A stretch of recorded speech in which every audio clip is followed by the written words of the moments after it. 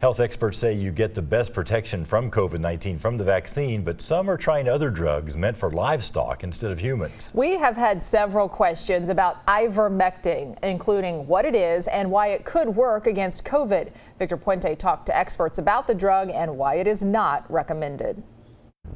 Kentucky's Poison Control Center tells us despite all the warnings about ivermectin meant for livestock, they're still getting calls from people who've taken it as a treatment for COVID-19.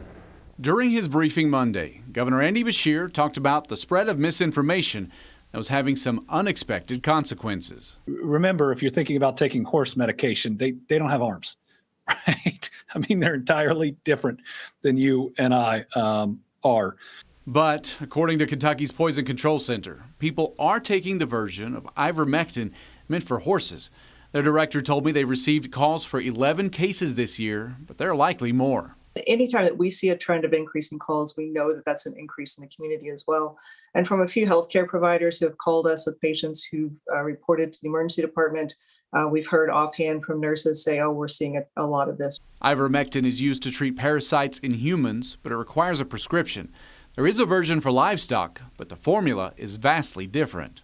I mean, remember, horses are, weigh over 1,000 pounds. The average human weighs 170 pounds. So the dosage forms are different. The pharmaceutical grade of the product is different. It's just nuts. Tractor Supply temporarily removed ivermectin from their shelves. They've since returned it with a warning.